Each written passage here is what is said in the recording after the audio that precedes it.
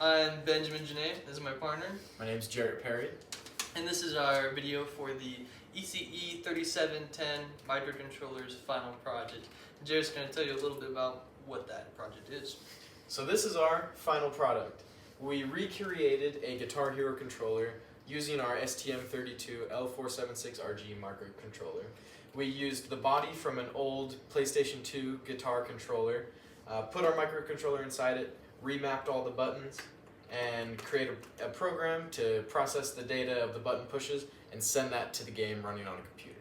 And we replaced the buttons inside of this, along with these ones a little bit, with our own buttons that we put on proto boards. So, to start this video kind of off, we figured we would show our project in action. And here we have Jarrett. He's going to start our terminal, our Python script, and then he's going to play some Clone Hero. You can see it, it's printing out the output.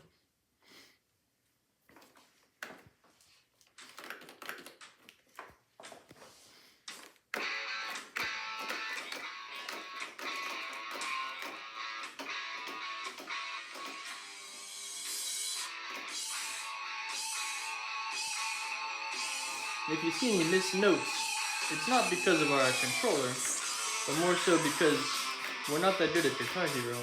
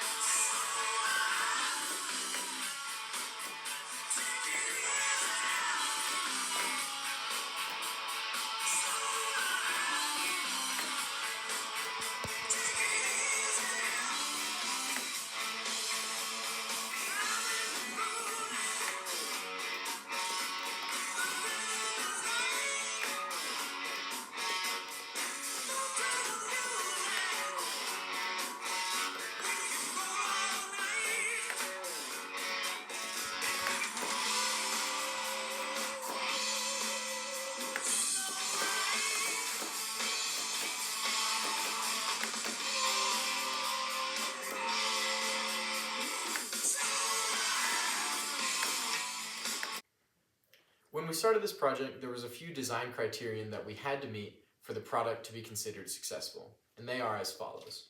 First, we want to make sure that these buttons work at all. And so there were some buttons underneath this, but they were not reliable. They would, fluctuate between high and low when we weren't pressing them.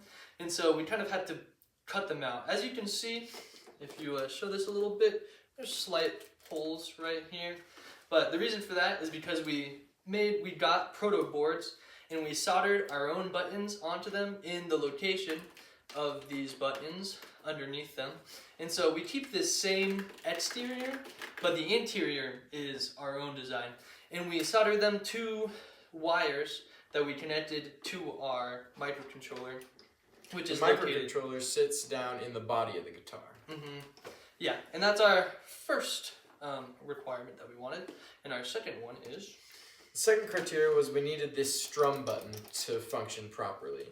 So to accomplish that, we used the existing hardware within this guitar controller body. And the reason for that, instead of using our own buttons like we did in the neck up here, was that they mounted perfectly beneath this strum bar. So we used the buttons that were already inside here, and we soldered our own wires to the back of them so that we could read them from our microcontroller. And then the last criteria that we had to meet is as follows. That is, the controller will interface with the computer in a way that we can play a Guitar Hero clone, which is called Clone Hero. It's a program. And we wanted the computer to be able to identify it, and there were a couple other things that we had to do, but we'll discuss that in the coding section, which we will discuss next. So here you can see a little bit of our code. This is our uart.c file. We also have the main.c file, but that one's pretty rudimentary and we go over it in the final report.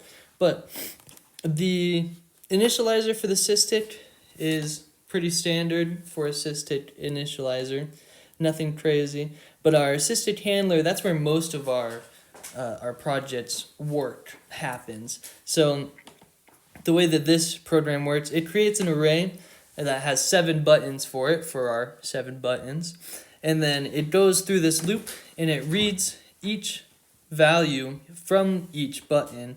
And that's a little predetermined for how it reads the buttons. But if it reads the button and it catches it as a high, then it will add that high value to our array.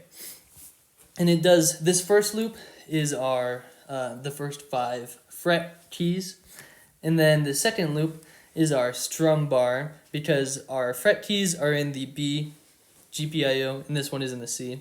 Not a huge difference there. And then once it gets all 7 values from those buttons, it sends them to the USART using, or it sends them to the serial, I should say, using this USART write function. We have our UART init, which is pretty standard, but then our USART write function, all it does is it goes one by one through each bit in our array that we send to it, and it just transfers it to the serial. And then Jarrett will discuss our strip2.py file. So in this Python file, you can see we start off by importing 2 important libraries, and that's the serial and the vjoy library. The serial library we use to read the input from our UART on our microcontroller, and the vjoy library allows us to create a virtual gamepad, which we can send input to the Clone Hero game from. At the top you see our button map, and later on in our code you'll see these lines down here. These lines are where the real work happens. So the Python script scans through the input from the serial input and checks if the corresponding bit in the button map is set as high.